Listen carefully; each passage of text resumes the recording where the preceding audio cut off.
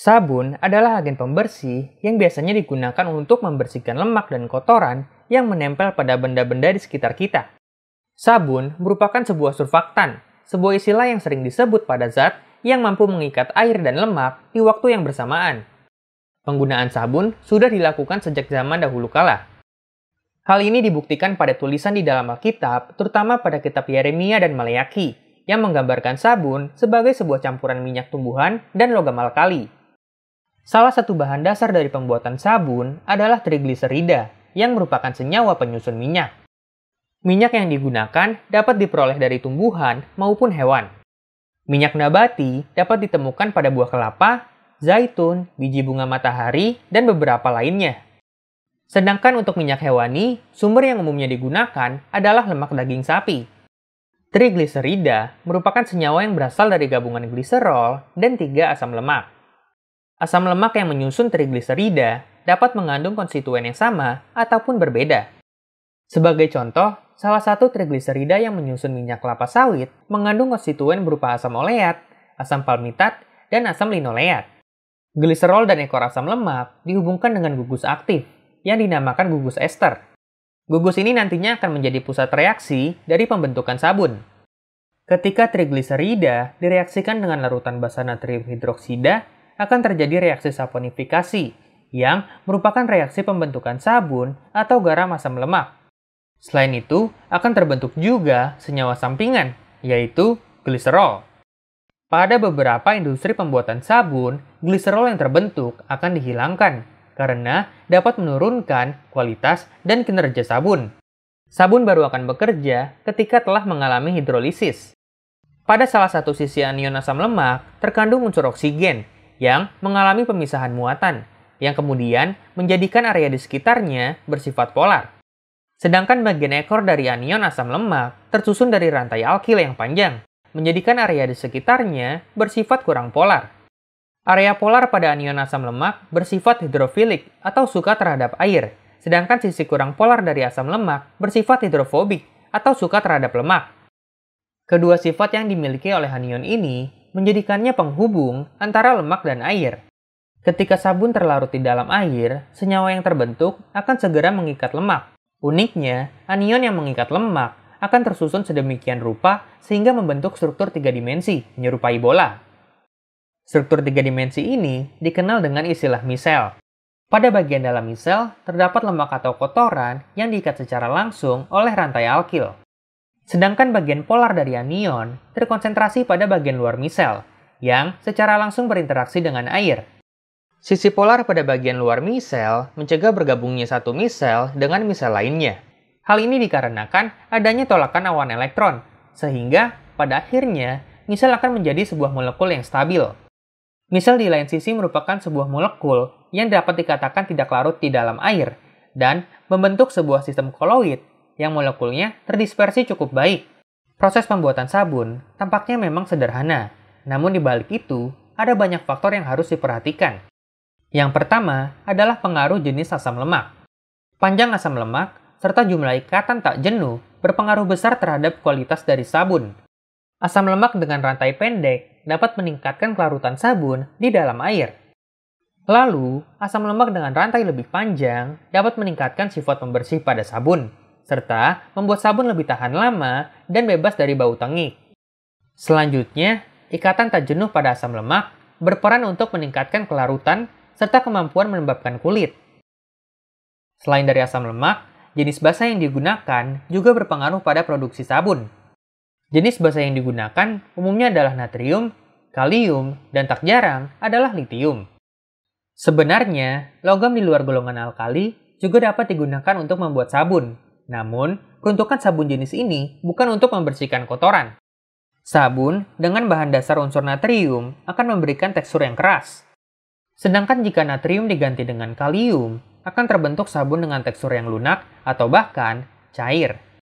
Sabun dengan bahan dasar unsur litium memiliki tekstur yang keras dan diperuntukkan untuk pelumas dan bahan pembuatan gemuk. Pada proses pembuatan sabun, terdapat 2 metode yang dapat dilalui, yaitu metode dingin dan metode panas.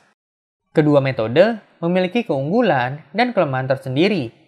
Metode dingin atau cold process adalah metode pembuatan sabun secara tradisional tanpa melibatkan panas eksternal. Kelebihan pada metode dingin adalah waktu pengerasan yang lebih singkat, alat dan bahan yang lebih praktis, dan sabun dapat dengan mudah dimodifikasi.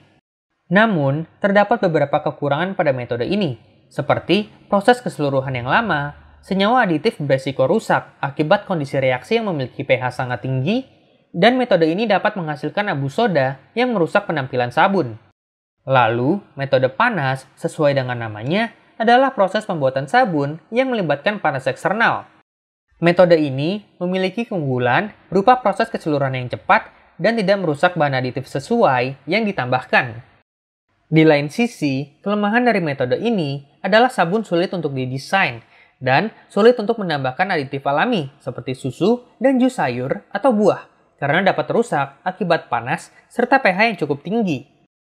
Pada eksperimen kali ini, gue akan menggunakan metode dingin untuk membuat sabun batang. Sedangkan untuk sabun cair, rencananya gue akan membuatnya dengan metode panas. Berikut adalah bahan-bahan yang gue gunain pada percobaan kali ini. Pertama, ada natrium hidroksida yang gue peroleh dari soda api. Kemudian ada minyak nabati yang berasal dari kelapa sawit dan kelapa biasa. Kemudian bahan aditif yang gue gunain di sini adalah bubuk coklat. Percobaan ini, gue mulai dengan membuat larutan basa kuat natrium hidroksida. Ke dalam gelas beker ditambahkan 40 gram padatan natrium hidroksida. Kemudian, ke dalamnya dimasukkan magnetic bar dan ditambahkan air hingga volumenya sekitar 100 ml. Magnetic stirrer kemudian dinyalakan dan ditunggu hingga semua padatan larut. Ketika padatan natrium hidroksida kontak dengan air, akan terjadi reaksi eksotermik atau reaksi pelepasan panas. Hal ini dapat kalian lihat dari uap yang keluar dari gelas beker.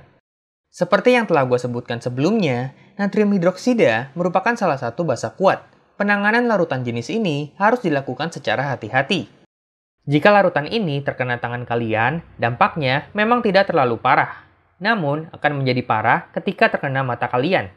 Efeknya akan membuat mata kalian tidak bisa melihat lagi atau buta. Oleh karena itu, dibutuhkan alat pengaman khusus ketika membuat larutan ini, seperti sarung tangan dan kacamata lab yang sesuai. Ketika semua padatan telah larut, larutan natrium hidroksida disingkirkan untuk sementara. Proses yang berikutnya adalah proses inti, yaitu proses pembuatan sabun. Ke dalam gelas beker dituang 200 ml minyak kelapa sawit.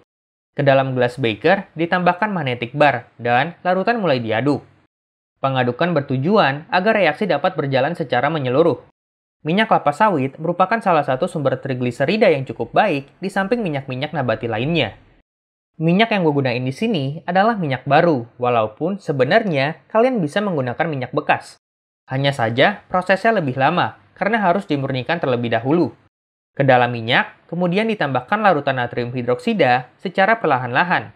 Tepat setelah larutan ditambahkan, terbentuk reaksi pembentukan sabun, atau reaksi saponifikasi. Pada proses ini, akan terjadi reaksi hidrasi pada trigliserida, menghasilkan garam asam lemak dan gliserol. Pada reaksi saponifikasi, terjadi mekanisme reaksi yang cukup rumit. Pada mulanya, ion hidroksi yang dilepaskan dari natrium hidroksida akan menyerang gugus karbonil yang memiliki muatan parsial positif. Penyerangan jenis ini masuk ke dalam kelompok substitusi nukleofilik. Lalu, elektron yang berada pada ikatan rangkap akan terdorong ke arah oksigen, menghasilkan oksigen dengan muatan formal -1. Ketidakstabilan oksigen bermuatan akan mendorong elektron pada oksigen untuk membentuk kembali ikatan rangkap 2. Pembentukan kembali ikatan rangkap akan memutus ikatan yang terdapat pada C karbonil dan oksigen pada gliserol. Kemudian, oksigen dengan muatan negatif akan mengambil hidrogen asam yang terdapat pada molekul asam lemak. Oksigen pada asam lemak yang bermuatan negatif pada akhirnya akan berinteraksi dengan ion natrium pada sistem dan membentuk garam asam lemak atau sabun. Reaksi ini kemudian berlangsung secara berulang, hingga semua asam lemak lepas dari trigliserida. Pada pembuatan sabun, sebaiknya tidak menggunakan natrium hidroksida secara berlebih atau bahkan sama dengan jumlah minyak. Hal ini dikarenakan jika natrium hidroksida masih tersisa pada sabun, akan timbul efek iritasi pada kulit kalian. Sebaliknya, disarankan untuk melebihkan jumlah minyak dengan kuantitas 5-8% dibandingkan dengan basa yang digunakan. Minyak sisa yang tertinggal pada sabun akan memberikan efek melembabkan pada kulit. Larutan yang terbentuk kemudian diaduk hingga terbentuk cairan yang kental sebagai tanda bahwa reaksi saponifikasi sudah terjadi secara menyeluruh. Ketika proses gue percepat, kalian dapat melihat reaksi saponifikasi yang sedang berjalan, ditandai dengan perubahan warna pada larutan. Adonan sabun yang telah terbentuk dituang ke dalam cetakan dan didiamkan sembari gue membuat adonan sabun lainnya. Pada percobaan yang lain, gue mengganti minyak kelapa sawit dengan minyak kelapa biasa. Terlihat minyak kelapa di sini berwarna lebih putih ketimbang minyak kelapa sawit. Reaksi saponifikasi yang terjadi sebenarnya hampir sama dengan reaksi pada minyak kelapa sawit, hanya saja terdapat sedikit perbedaan. Di mana pada penggunaan minyak kelapa sebagai sumber trigliserida, garam asam lemak yang terbentuk adalah natrium laurat. Ketika larutan natrium hidroksida telah ditambahkan, terbentuk dua lapisan pada campuran. Tampaknya kedua lapisan ini adalah minyak dan larutan natrium hidroksida yang tidak tercampur secara sempurna. Oleh karena itu, gue mengaduk kedua campuran secara manual. Setelah campuran teraduk, ke dalamnya gue tambahkan bubuk coklat. Sebenarnya bahan aditif lain bisa saja ditambahkan. Sayangnya, yang gue punya di kulkas rumah hanya bubuk coklat. Pemilihan bahan aditif pemberi warna, aroma, dan efek lainnya harus diperhitungkan secara baik-baik. Mengingat pembuatan sabun dengan metode dingin melibatkan proses yang cukup ekstrim, di mana pH sistem reaksi bernilai cukup tinggi dan dapat merusak bahan aditif. Kemudian adonan sabun coklat yang telah terbentuk dicetak dalam wadah. Karena jenis metode yang gue lalui adalah metode dingin, maka total waktu yang dibutuhkan adalah 6 minggu. Di mana 2 minggu pertama adalah waktu yang dibutuhkan oleh sabun agar reaksi saponifikasi dapat berjalan secara menyeluruh. Sedangkan 4 minggu sisanya diperuntukkan agar sisa air pada sabun menguap dan menghasilkan tekstur sabun yang keras sempurna. Karena gua nggak sabaran, adonan sabun yang baru 1 hari didiamkan, gua keluarin dari cetakan. Terlihat, adonan sabun yang terbentuk sudah mengeras dengan cukup baik. Hanya saja, sabun ini belum dapat digunakan, oleh karena reaksi saponifikasi belum berjalan secara menyeluruh. Dan jika kalian memaksa untuk menggunakannya, maka akan timbul efek iritasi, di mana kulit bagian luar kalian akan terkelupas. Sabun yang telah gua buat gak akan gua pakai saat ini, melainkan akan gua pakai di video selanjutnya saat gua membuat sabun cair. Hal yang sama gua lakukan terhadap sabun coklat. Pada sabun coklat, terdapat perbedaan dibandingkan dengan adonan sebelumnya, di mana sabun yang telah mengeras memiliki warna yang lebih cerah. Terima kasih kepada penonton setia Kimiapedia. Jujur, ini adalah video eksperimen pertama gua di YouTube. Kalian dapat melihat aktivitas lain Kimiapedia di Instagram dan di TikTok. Kalian juga dapat mensupport Kimiapedia melalui link Saweria yang gua cantumkan di layar dan di deskripsi.